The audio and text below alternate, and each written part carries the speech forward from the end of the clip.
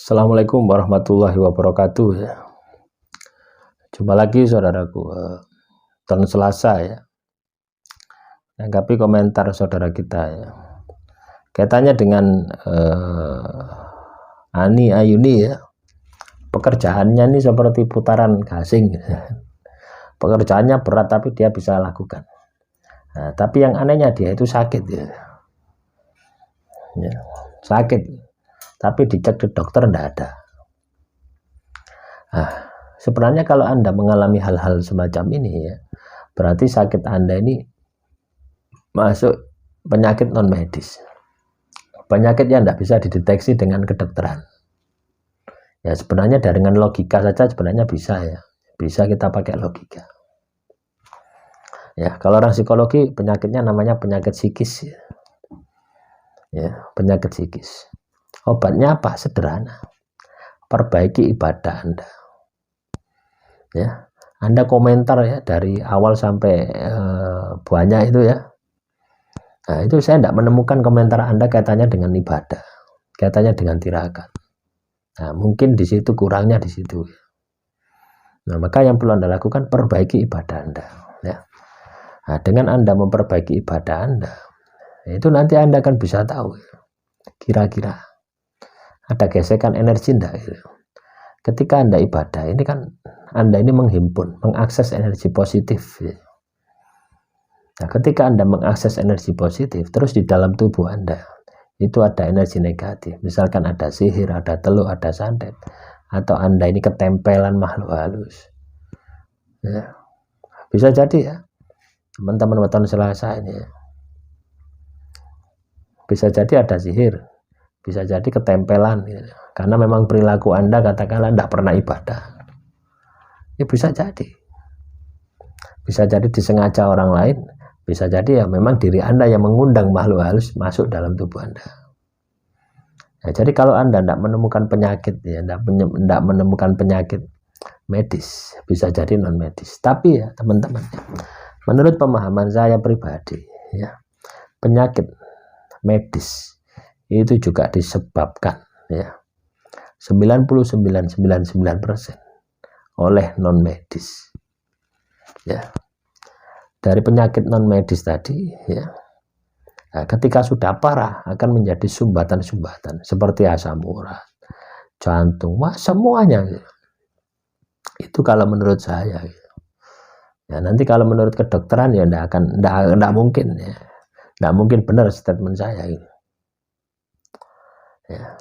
Nah ini kan soal kepercayaan ya aja. Nah, makanya banyak sakit ya, baik medis maupun non medis itu bisa disembuhkan dengan doa, bisa disembuhkan dengan ibadah, bisa disembuhkan dengan tirakat. Nah kenapa kok bisa seperti itu? Logikanya sederhana. Penyakit itu makhluk ketika ketemu dengan Tuhan ya pasti tunduk ya.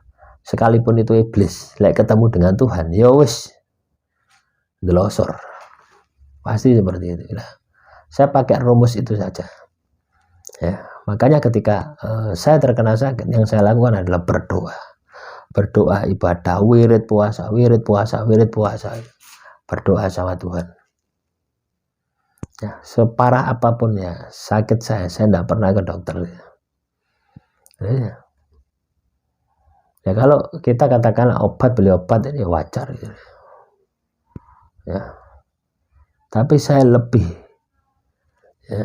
tekankan ya untuk minta kepada Tuhan. Ya. Karena bagaimanapun juga penyakit yang kita alami ya, itu makhluk Tuhan juga. Ya. Yang menghendaki Anda sakit juga Tuhan. Kalau Tuhan tidak berkehendak Anda tidak sakit ya tidak sakit. Makanya kita ubah kehendak Tuhan dengan cara apa? Dengan cara tirakat. Ditirakati ya. Itu jawaban saya ya untuk saudara Ayuni ya. Terus juga Prasetyo Nurma, Pak saya ini kerasa ada ilmu leluhur yang ngikut, apa benar lah? Nah kalau Anda ini ada ilmu leluhur yang ngikut ya Anda praktekkan gitu. Ilmu apa gitu, manfaatnya apa gitu ya. ilmu yang Anda miliki jangan hanya dirasakan kalau Anda diikuti oleh ilmu leluhur. Ya, biasanya ilmu leluhur ini ya kodam, makhluk halus, ya, jin, demit, ya, jin, demit yang dulu ikut leluhur Anda. Leluhur Anda meninggal dunia, tidak ada penerusnya, masuk ke dalam tubuh Anda. Kenapa? Cocok dengan diri Anda. Makanya Anda memiliki kemampuan melihat gaib, ya, seperti indigo-indigo itu kan seperti itu, bisa menyembuhkan gitu. Tanpa Anda ini laku tirakat gitu, ya. Tanpa Anda laku tirakat Anda sudah bisa ini itu, ya. Itu biasanya kodam leluhur. Kalau ilmu leluhur, ya, ilmu leluhur biasanya Anda diwejang, ya, disuruh tirakat, artinya Anda disuruh belajar. Nah, saya tidak tahu ini Prasetya Norma ini yang mana, gitu. Ya, apakah Anda ini disuruh belajar ilmu leluhur, dikasih ilmu, ya, atau Anda diikuti oleh kodam leluhur, ya, jin yang dulu ikut dengan leluhur Anda. Nah, ini dua hal yang berbeda, ya. Saya, ya, juga diikuti oleh kodam leluhur yang dulu ikut leluhur saya, yang menempati sebuah pusaka, ya. Ini saya baru tahu itu ketika tahun 2017, ya. Tapi sejak kecil saya tahu, saya sudah bisa melihat, tapi enggak ngomong saya, anggap halusinasi, ya. Tapi halusinasi kok terus, ya, sampai 2017. Halusinasi kok terus. 2017 saya mempelajari ilmu batin, ilmu energi. Saya coba interaksi, ternyata dia itu menempati sebuah pusaka. Itu kodam leluhur, ya. Jadi pusaka itu dulu dimiliki oleh leluhur saya. Leluhur saya meninggal dunia, tidak ada yang mau, keluarga saya tidak ada yang mau bawa itu pusaka, ya saya yang bawa gitu, ya. Tak kasih kan kawan lihat adik saya, kawan tidak kelem. Nah, kenapa bisa seperti itu? Ya karena sudah ngikut saya gitu loh, ya. Kodamnya ini sudah ngikut saya, jinnya itu loh sudah ngikut saya. Nah, kalau Anda sudah diikuti seperti itu, coba diajak ngomong, ya, coba difungsikan. Nah, kalau ilmu leluhur ini juga saya pernah diberi, ya, sebuah amalan, ya, sama bapak saya waktu kecil, ya. Amalkan ini, ya, ketika saya ini sholat maghrib di masjid itu selalu disuruh ngamalkan. Ini amalannya ini, kalau untuk memukul orang, ya, ini bisa gosong, bisa terbakar, ya. Terbakar ini bukan terbakar luarnya, ya, dalamnya pasti gosong, ya. Nah, ini diajarkan saya gitu. Nah, tiba-tiba di tahun 2017 juga, ya, ilmu itu berfungsi, teman-teman, ya, berfungsi. Saya gunakan untuk menghancurkan sihir, ya. Ketika saya mimpi, ya, di dalam mimpi itu, ya, nah, ini kan amalan-amalan saya kan banyak gitu, ya. Saya baca, saya pukul dengan amalan saya, tidak ada yang ya jatuh tapi bangun lagi, jatuh bangun lagi. Ada bisikan, pukul pakai amalan itu, ya, yang diberikan oleh almarhum bapak saya. Saya pukul, jepret, tidak jatuh, wis.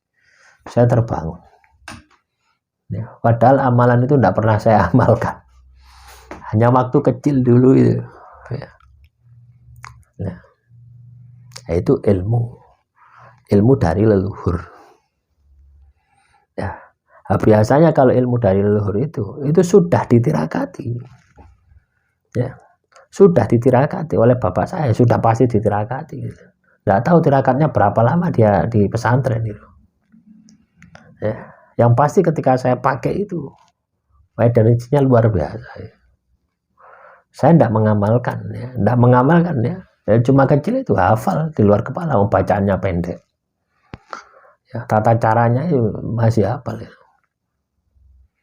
Akhirnya ketika saya selalu mimpi, ya, mimpi itu, ya, saya selalu gunakan itu, ya. Nah, itulah, ya, demikian saudara Koton Selasa, ya, menanggapi komentar saudara kita, ya. Jadi cerita panjang lebar, ya.